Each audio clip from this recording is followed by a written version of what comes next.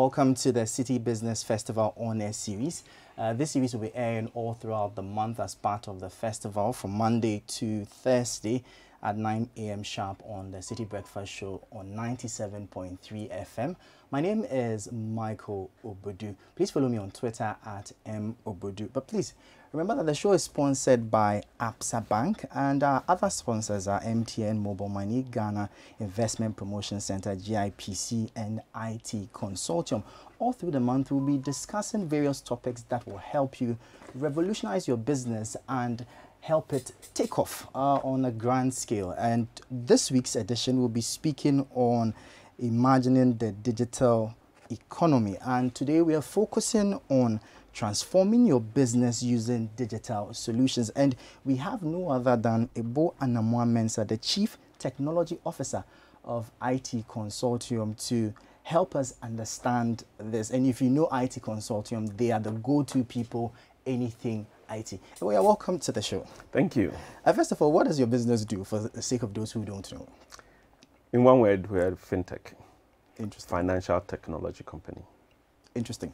Nice one. So now let's talk about digitization. And for us as a country, we do know that COVID has to some extent sped up the whole technology adoption in the country. But what would you say, or how far would you say we've come as a country? I think COVID gave us opportunity to, for the citizens to actually use the digital solutions out there. Probably some didn't take it seriously, and because they needed the convenience, they needed to access either goods or services electronically, they had to use those channels.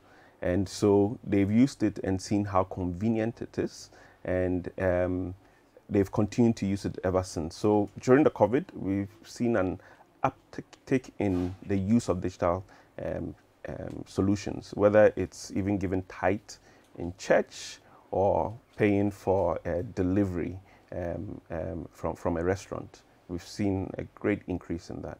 Yeah. Impressive, and it's interesting you talk about tithe. I think it's one of the coolest things to do, to be able to pay, without having to carry cash to church, and very, very, very interesting stuff. But then let's backtrack a bit. What would you say is digital technology?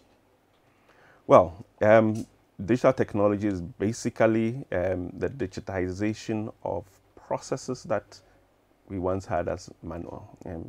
Once you digitize a process, and you obviously, you are digitizing, you are using some piece of technology to do that, it becomes digital. So if in a school you record student grades with a pen and paper, and it is now captured directly from the test to the score sheet, you've digitized the grading of the student, of that assessment.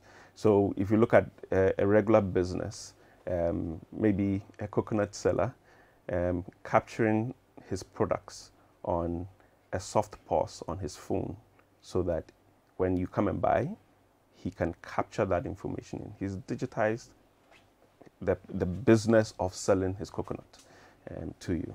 Yeah, so in simple terms, that's it. Interesting. But every time digitization comes to mind, cash, expensive, is almost synonymous to. Is it really the case? Is digitalization expensive? It doesn't have to be. And our company started its journey by digitizing processes for enterprises. And the first time we did this, it was a lecturer who came and asked for help for his assistant to create a template in a word processor so that he could capture. There'll be a consistency in the report for his assessments, right? That's a very simple process. Today, there are templates out there you can just download and utilize. And that didn't have to cost money. He already had the tool that he was using, and he just needed it formatted in a way to utilize. So it doesn't have to be expensive. Fortunately, in our economy today, we have tools that businesses can use for free. And as your business scales and needs more of that tool or resources of that tool, then you start paying. So there are a lot of tools out there that you get for free. Anybody today who uses has a Gmail account has a host of other products and services that Google offers that you won't have to pay for, but that are valuable to your business. Interesting. You make it sound very easy. So can every business digitize their operations? Like, let's take, for instance, the coconut seller at the junction over there. Is it possible for him to digitize his operations? Oh, yes, it is. It is. It might sound unnecessary. It might sound difficult, but today the coconut seller, what does he do? He gives you the product, you pay him, you go away.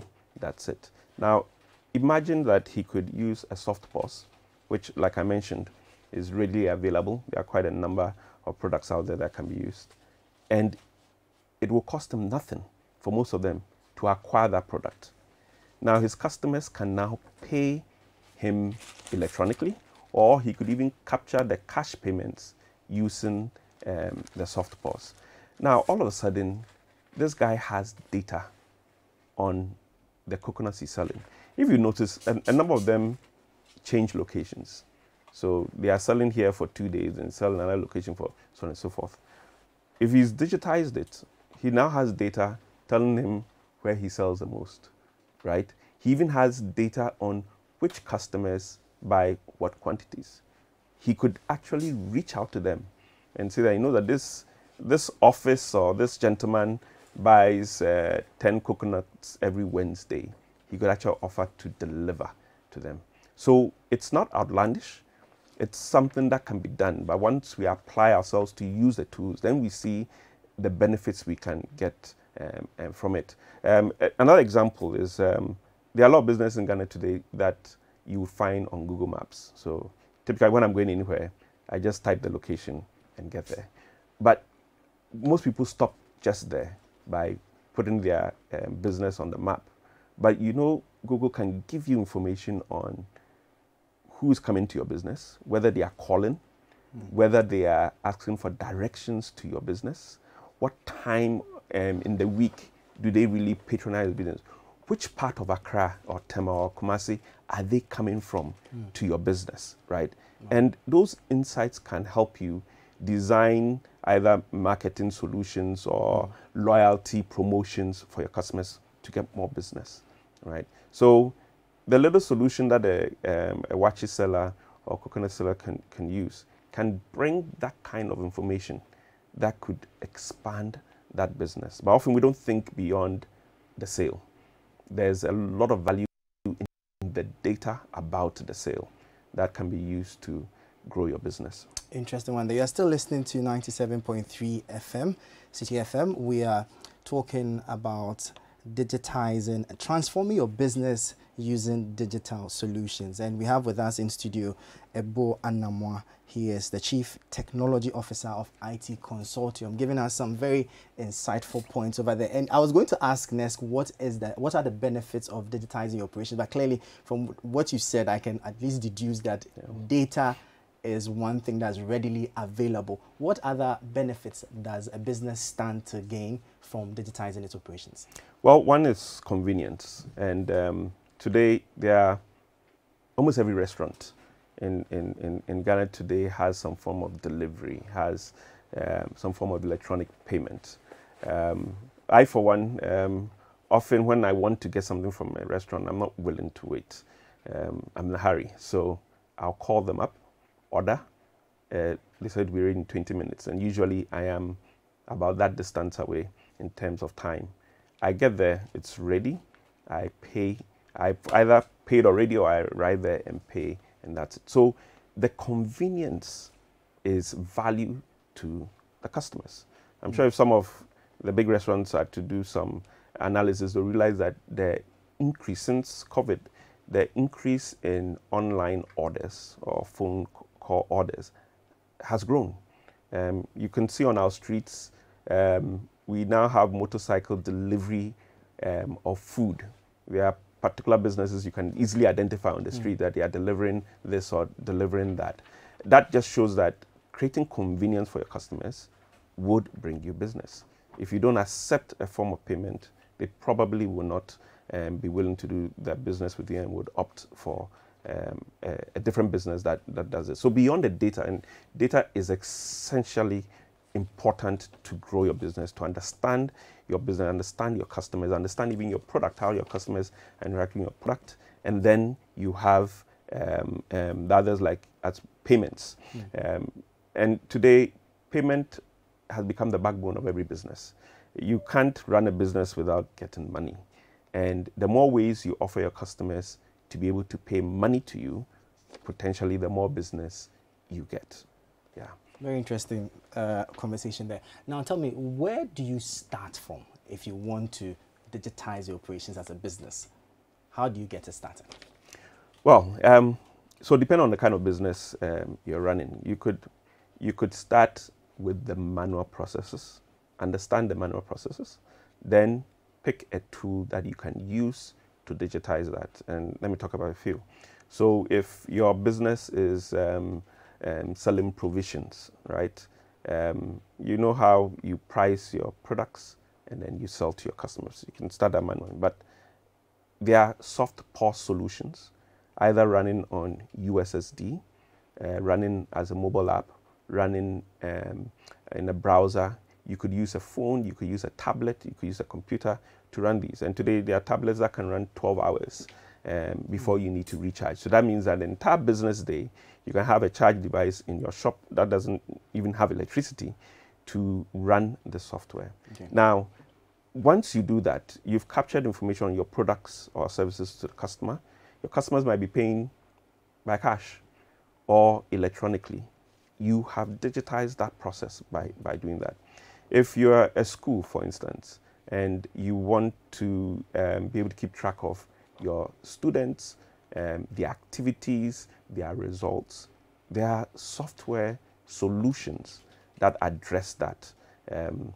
And some of those solutions, like solutions we also provide, help you manage the student record from the time they're admitted till they graduate. And like I mentioned before, a lot of these solutions don't even require you, the business, to come up with the money. Wow. Often it is the users of the solution that pay. So if there's soft POS, it is the one who's paying you, who is paying a service fee that goes to pay for the solution.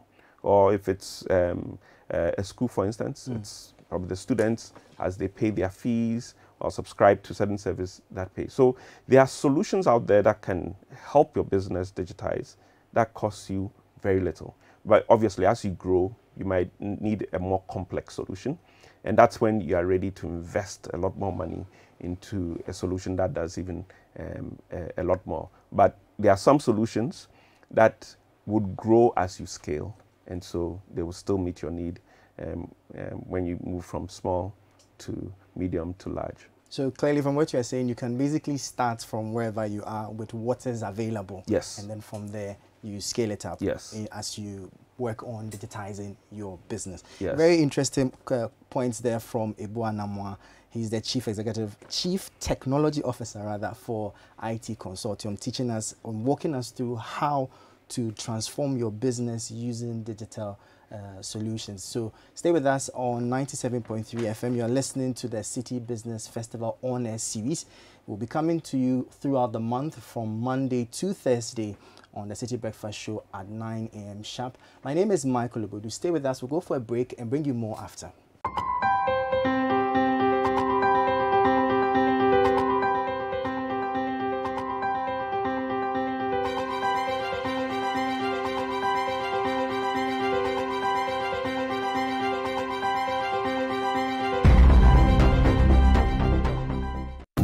Are you ready for the Citi Business Festival 2022? The entire month of June is dedicated to business on Citi TV and 97.3 Citi FM. This June, the Citi Business Festival will give entrepreneurs, SMEs, and individuals the needed insights and knowledge to advance their businesses throughout the month. As the world adjusts to life after the pandemic, the Citi Business Festival will give SMEs the opportunity to reboot their businesses with expert forums, discussion platforms, and interactive Zoom sessions all month long. Get ready for the various panel discussions and business forums live on Citi TV as we discuss key business topics and strategies that will address the challenges that confront the business community with exciting themes each week in June. And as well, every weekday in June, tune in to the Citi Breakfast Show on 97.3 Citi FM for the Citi Business Festival on-air series and gain the knowledge you need to kickstart, grow, improve, strengthen, and expand your business. It will be a month filled with knowledge, expert conversations, panel discussions, exciting events, and on-air conversations with the Citi Business Festival. This June, only on Citi TV, 97.3 Citi FM, and CNR Digital. The Citi Business Festival 2022 is proudly sponsored by APSA and supported by MTN Momo, MTN Business, GIPC, and IT Consortium.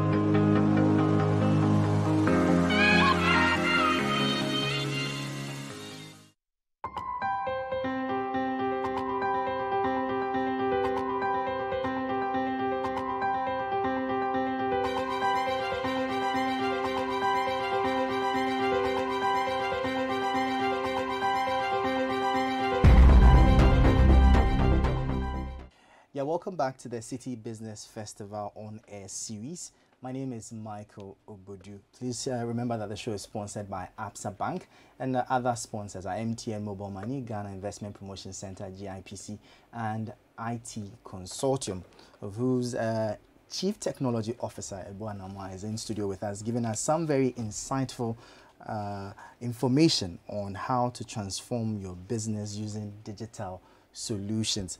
You can hit us up on social media, on our Facebook page, and share your thoughts on what we are discussing. But do know that the Citi Business Festival on-air series will be on 97.3 Citi FM, 9 a.m. sharp, Monday through to Thursday.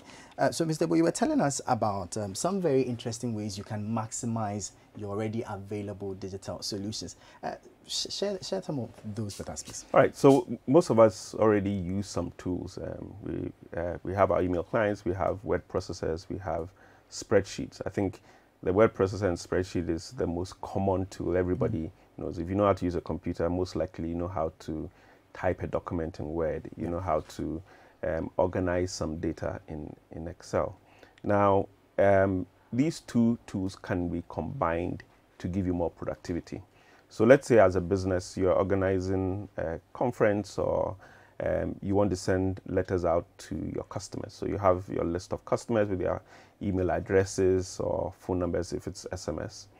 You could use Word or the word processor to type a template of the letter with placeholders for certain variables like the name of the customer, what category they belong to, what you are offering them.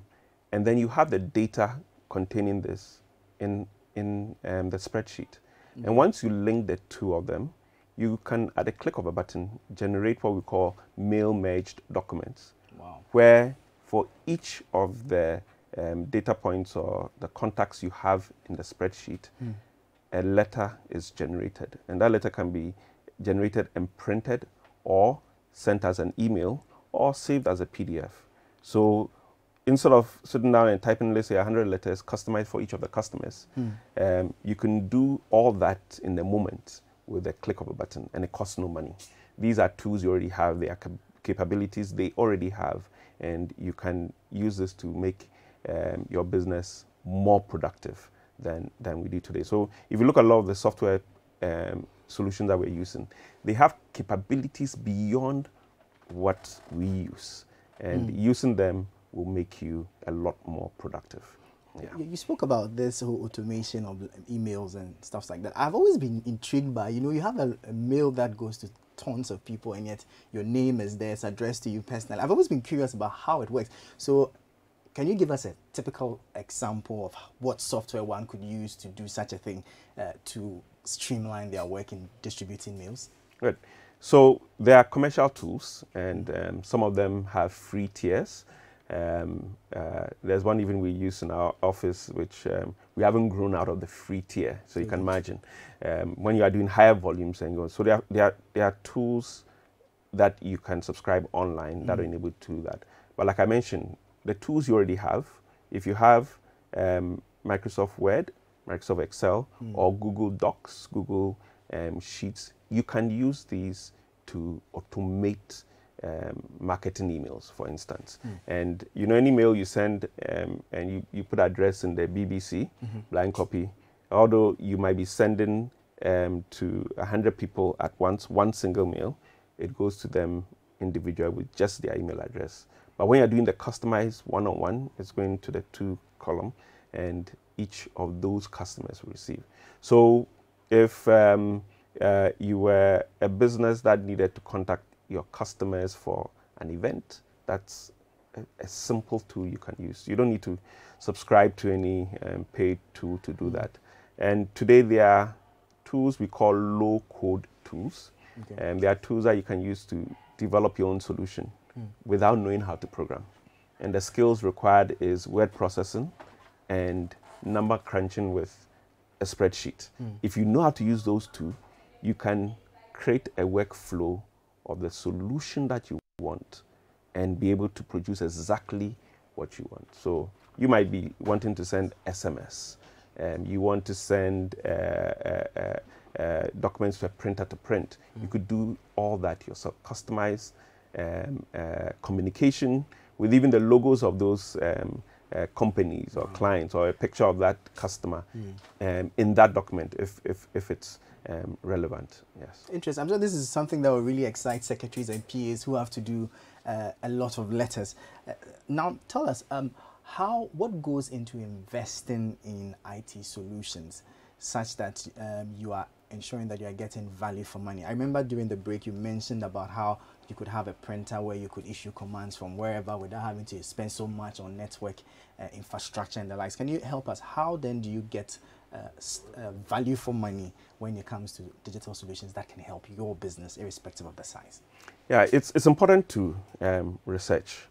Gone are the days when computers were so complex and you needed an expert to advise you on, but the information is out there. If you can browse, you can find information about the solutions that you want. So using the printer example, for instance, today most likely if you buy a printer, apart from you being able to plug a USB cable to the printer to print, you could connect it to your Wi-Fi to print, or you could connect directly to the printer if you don't have Wi-Fi wirelessly to print. Some printers have cloud services that allows you to print from anywhere in the world. Interesting. So the printer might be at home or in the office, and you might be in Kumasi while the office is in Accra, and you probably have you've met a customer and he's ordered some goods. You could prepare that order and have it printed through the cloud service to the printer in the office, and the officer there can take it and start processing it, right? Now, these are not, they don't require technicians to operate, all right? They are designed for the end users. So they are very simple. They have a very simple app. You want to print, your printer shows up because it's in the cloud service, you've enabled it on the printer. A printer you buy today most likely has multiple ways by which you can connect to. You can connect a cable to it to print. You can connect it to your existing Wi-Fi so you can print wirelessly, or you can print directly to the printer wirelessly using Wi-Fi or Bluetooth. But some also have cloud services. And when I say some, it's not the high-end printers. The cheapest printer you can buy for 200 cedis and above have those capabilities. And with the cloud services, it enables you to print to the printer from anywhere in the world.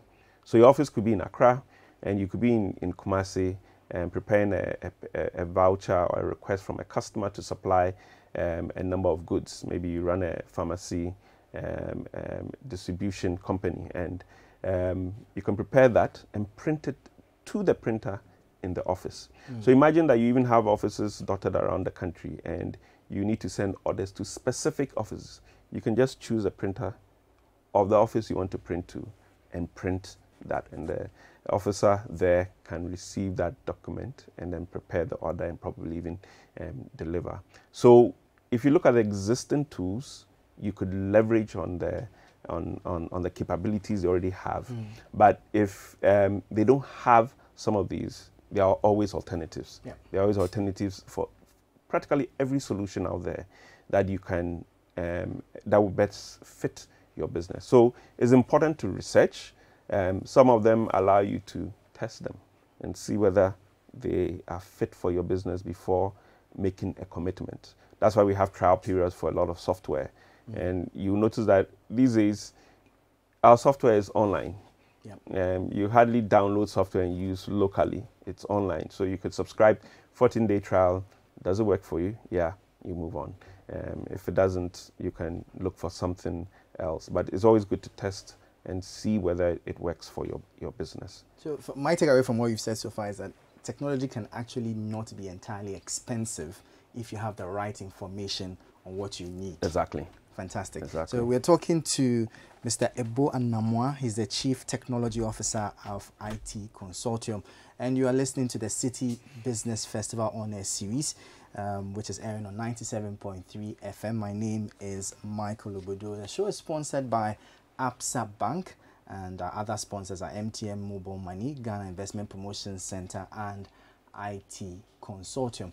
So we're having a very interesting conversation with Mr. Ebo Anamwa, the Chief Technology Officer of IT Consortium, and he's sharing some very insightful data with us on how to transform your business using digital solutions. Now, Mr. Ebo, key to this whole conversation of digitizing your business is also your staff. What level of tech savviness, if there's a word like that, do employees need for a business to be able to digitize its operations? Well, let's bear in mind that the whole world is digitizing, every corner of the world. And so it's important that staff of businesses are abreast with the latest technology, because we're not now competing locally, but we're competing globally. So as a business, one way you can upgrade their knowledge is to train. And fortunately, there are tools for that as well. There are a number of tools online that you can subscribe to that teach particular skills to staff. So if it's about these tools we are referring to, they are online tutorials, some are free. Today, when I want to learn a new skill, I go to YouTube.